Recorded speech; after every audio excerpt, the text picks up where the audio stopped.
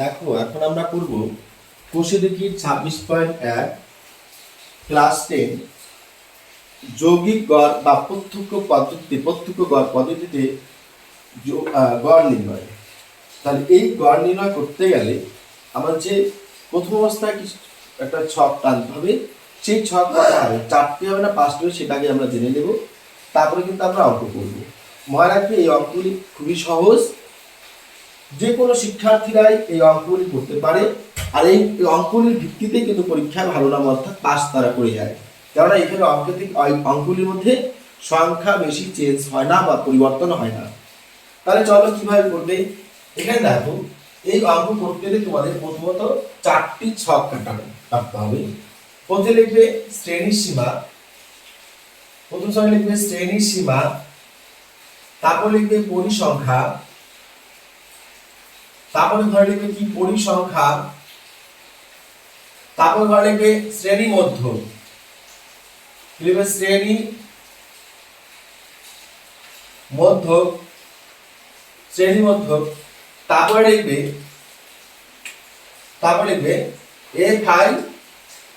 fi xi। দেখো এই পরিসংখ্যার ঘরে কি আসবে, এই পরিসংখ্যা কি ছাত্রী সংখ্যা আছে, আমরা ছাত্রী সংখ্যা লিখে দিলাম। ব্র্যাকেট কিন্তু এফ আই, হয় পরিসংখ্যা লিখবে নয় ছাত্রী সংখ্যা লিখবে। শ্রেণীর মধ্যে কি লিখবে এক্স আই, লেখা এক্স আই হয়ে গেল। এবার দাও 10 এর কম মানে 0 থেকে 10,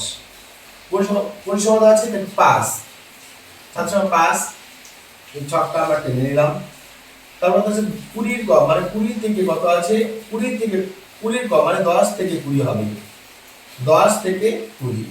এবার কি হবে, 9 থেকে 5 বাদ দাও, সর্বমোট কত আসবে 4। এবার দাও তারপর সময়টা কি বলছে দেখো, 20 থেকে 30, 20 থেকে 30 কি হবে, 20 থেকে 30 কি হবে, 17 থেকে 9 বাদ দাও, 17 বিয়োগ 9, 17 থেকে 9 বাদ দাও কত হয় 8, 17 থেকে 9 বাদ দাও হয় 8। এবার দেখো তারপর দেখো কত আছে, তারপরে 30 থেকে 40 লিখবো, 30 থেকে 40, 30 থেকে 40 কত আছে দেখো 29, 30 থেকে 40 কত 29, 29 থেকে আগের সংখ্যা বিয়োগ কত আছে 17, তাহলে কি কত আছে 9 থেকে 7 বাদ দাও 2, আর 2 থেকে 1 বাদ দাও 1, 12, অর্থাৎ 29 থেকে 17 বাদ দিলে কত থাকে 12, তাই তো। আচ্ছা এরপর দেখো, এরপর লিখবে 40 থেকে 50, কি হবে 40 থেকে 50 কত আছে দেখো, 40 থেকে 50 কি হবে, আমাদের পরিসংখ্যার ঘরে কত আছে 45, 45 বিয়োগ কত আছে আগের 29, তাহলে কত হবে 45 থেকে 29 বাদ দাও কত আসবে 16। এবার দেখো আমাদের শ্রেণী মধ্যমা কত আছে, 10 থেকে 0 মাঝে 0 থেকে 10 এর মান কি আছে 5, তাই তো। 10 থেকে 20 মাঝে কি আছে 15, আবার 20 থেকে 30 মাঝে কি আছে 25, 30 থেকে 40 মাঝে কি আছে 35, আর 40 থেকে 50 মাঝে কি আছে 45। এবার আমরা কি করব, এই যোগ করে এই সংখ্যাগুলি পাশে বসাবো, 5 এর সাথে 5 গুণ কত হয় 5 5 আর 25। এবার 4 এর সাথে করব 4 করব কত হয় 60, এবার 70 কত আছে 8 25 কত হবে 200। তারপর দেখো 35 আর 12 গুণ করো, 35 আর 12 যদি গুণ করি 35 গুণ কত হয় 70, 35 70 কত হয় 35। এবার 0 5 আর 12 2 হাতে আছে 1, 3 একে 4, তা 420। এবার 45 আর 16 গুণ করো, 45 আর কি করবে 16 গুণ করবে, 45 আর 16 গুণ করবে কত হয় দেখো 5 6 30 এর 0 হাতে আছে 3, 4 6 24 3 কত হয় 27, 5 অক্ষে 5 4 অক্ষে 4, 0 5 আর 12 2 হাতে 1, 4 6 একে 7, কত 720, কত হবে 720। আবার দেখে নিচ্ছি 5 0 5 0 কি করেছি, ও 5 6 30 এর 0 হাতে আছে 3, 4 6 24 3 27, 5 অক্ষে 5 4 অক্ষে 4, তাহলে কত দাঁড়ালো 0 5 আর 12 2 হাতে 1, 4 6 7, 720। এবার দেখো এটা যদি আমরা যোগ করি কত আসবে, sigma F I, sigma FI সমান কত হবে দেখো 8 আর 4 12 12 আর 24 24 আর 16 24 আর 16 কত হয় 40 40 5 হতে 45 লিখলাম 45 এবার এই পরের সংখ্যা যোগ করো কত আসবে এটা কি যোগ করতে হবে সিগমা এফআই এক্সআই কত আসে যোগ করে দেখো 720 তারপর কত 420 তারপর কত আছে 200 লিখে নিচ্ছি সুবিধার্থের জন্য 60 তারপর কত আছে 25 দেখো 0 কত 5 2 4 6 10 12 2 হাতে আছে 1 7 4 11 11 2 13 হাতে রেখে 14 কত 1425 দেখো 1425 যোগ করলে হয় 1425 এবার বা কত হবে এখন সিগমা এফআই পেয়ে গেলাম সিগমা এফআই এক্সআই পেয়ে গেলাম এবার কি লিখবো সুতরাং নির্ণয়ে যৌগিক গড় কি হবে sigma F I X I by sigma F I X এর মান কত আছে 1425 সিগমা এফআই মান কত আছে 45 5 দ্বারা 5 নং 45 5 দ্বারা 5 দুগুণী 10 5 দুগুণী 10 14 থেকে 10 বাদ দাও 14 থেকে 10 বাদ দাও থাকে 4 42 5 8 40 থাকে কত 25 5 5 25 দাও 3 দ্বারা যায় 3 3 9 3 লং 27 দাও 3 লং 27 থাকছে কত 3 লং 27 28 থেকে 28 3 লং 27 আর কত আছে 27 28 থেকে 27 কত আছে 1 প্লাস 15 3 দিয়ে 3 5 15 3 দিয়ে 3 5 15 ये 3 5 15 তাহলে 95 95 কে 3 দ্বারা ভাগ করা যায় না কত আসে 95 এবার কত আসে দেখো 95 কে ভাগ করো 3 দ্বারা 95 কত হয় 3 3 9 5 3 কে 3 5 3 কত 2 দশমিক দিয়ে 0 3 6 18 3 6 18 নিচে আছে 2 দশমিক দিয়ে 0 3 7 21 3 7 21 অর্থাৎ দেখো এখানে একদম মিলে যায় না নিচে 21 দিলাম আমি এখানে লিখে দিচ্ছি থাকছে কত 20 এখানে থাকছে কত 20 থেকে 8 বাদ দাও 2 দশমিক নিচে একটা 0 এবার 3 7 21 এক থাকছে অর্থাৎ একবারে মিলে যাচ্ছে না তাই তোমরা করবে কত 31.67 ব্যাকে লিখবে প্রায় তাহলে দেখো এই হচ্ছে আমাদের অঙ্ক এটা যদি তোমাদের কোথাও সমস্যা থেকে থাকে কোথাও বুঝতে না পারো অবশ্যই প্রশ্ন করবে আমি চেষ্টা করব পরের অঙ্ক দিয়ে সেটা সংশোধন করে আরো ভালোভাবে করে দিতে যাতে তোমরা বুঝতে পারো তোমাদের কোথাও অসুবিধা না হয় এবার চলো এর পরের অঙ্ক তাহলে এটার মধ্যে কয়টা ঘর হবে এটার মধ্যে কিন্তু 4টা ঘর হবে এটার মধ্যে 4টা ঘর হবে প্রথম ঘরে কি লিখবে শ্রেণী সীমা ব্র্যাকেট লিখবে নম্বর তারপরে কি আসবে দেখো ছাত্র সংখ্যা যাকে আমরা পরিসংখ্যা বলে থাকি পরিসংখ্যার ঘর এটা হবে এফআই তারপরে শ্রেণী মধ্যক এটা হবে এক্সআই আর সর্বশেষ যে ঘরটা আছে এই ঘরটা এটা আসবে এফআই এক্সআই শ্রেণী সীমার ঘরে কি আসবে 1 থেকে 4 ছাত্র সংখ্যা 6 ভাগটা দিয়ে নিলাম 4 থেকে 9 কত আছে 12 কত আছে 9 থেকে 16 কত আছে 26 কত আছে 16 থেকে 17 কত আছে 20 এবার দেখো শ্রেণী মধ্য মানে 4 আর 5 কত হয় 4 আর 2 5 মধ্যমান 2.5 4 আর 9 13 2 দ্বারা কোথায় 6.5, 16 দ্বারা কোথায় 25, কোথায় 12.5, 16 শতক হয় 16 আর শতক 33, কোথায় 16 আর শতক 33 ভাগ কোথায় 16.5 হয়ে গেল। এবার দেখো সিগমা fi xi যদি আমরা এটা গুণ করি দেখো তো হয় 5 6 30 এ 0 হাতে আছে 3 6 12 3 এ 15 1.12 দ্বারা 6.5 কে 12 দ্বারা গুণ করো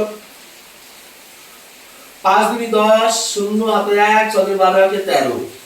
5 কে 5 6 কে 6 0 5 3 8 6 কে 7 1.0 তাহলে কি লিখবো 78.0। তারপর দেখো কত আছে, তারপরে আছে হচ্ছে 12.5 গুণ করতে হবে 26 গুণ করো 5 6 30 এ 0 হাতে আছে 3 6 12 72 3 এ 75 5 2 10 এ 0 হাতে আছে 1 12 24 1 এ 25 0 5 5 7 12 2 হাতে 1 2 1 এ 3 3250 1.0 দিলাম কত 325 0।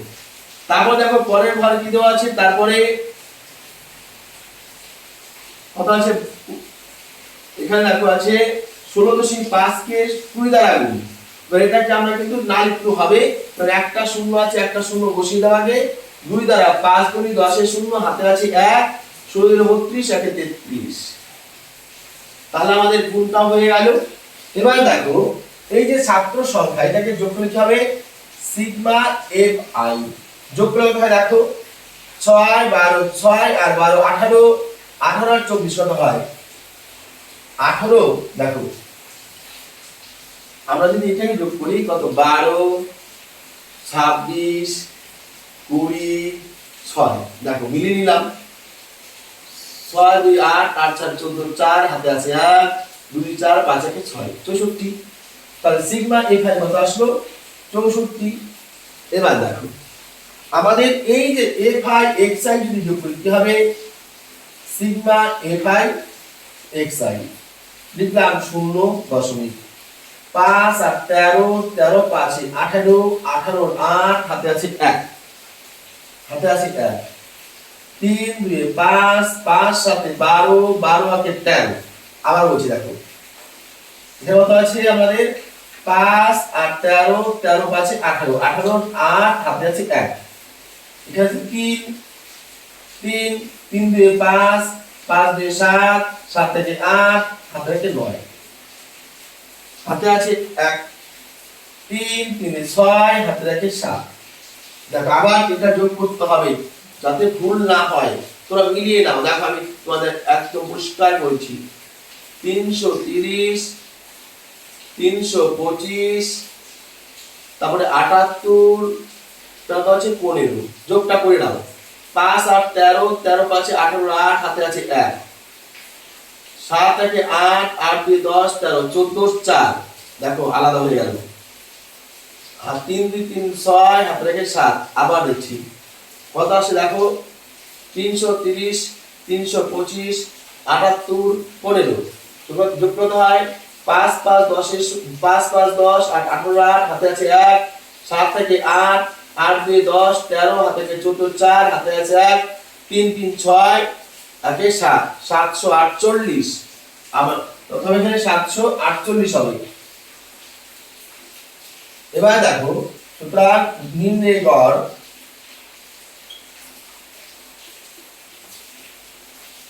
সুতরাং নিম্নের গড় সমান কি হবে সিগমা fi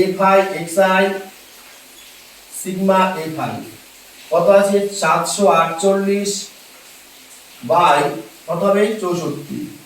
সিগমা fi সমান 748 আর এখানে দেখো সিগমা fi কত আছে 64 আমরা 4 দ্বারা কাটারি করতে পারি 4 ষোলং 64 4 অক্ষে 4 7 থেকে 4 7 থেকে 4 বাদ 3 34 4 8 32 থাকে 2 28 4 7 28 তাহলে 187 কে ভাগ করতে হবে 16 দ্বারা 187 ভাগ করো 16 দ্বারা, 187 16 কে 16, দেখো 18 তে 16 দাও 2 27, 16 কে 16, এবার 7 তে 6 দাও 1, 2 তে 1 দাও 1, দশমিক দিয়ে 0, 5 16 80, 6 16 96, 6 বার দেবো, 6 16 কত হয় 96, এবার তো 10 থেকে 6 বার দাও 4, হাতে আছে 1 10 1, তাহলে 14 হলো, আছে 16, দশমিক দিয়েছি একটা শূন্য নেব, 6 বার দিলে হয় কত, 6 বার দিলে কত হয় 6 বার দিলে হয় 196, 7 বার 8 বার 9 বার, 9 বার দিলে তো কাছে চলে যাচ্ছে, 9 6 9 54, 4 হাতে আছে 5, 9 9 5 এ 14, অর্থাৎ 4 বেশি হচ্ছে, 8 দিলে অনেকটা কম থাকছে, তাই উত্তরটা লিখবে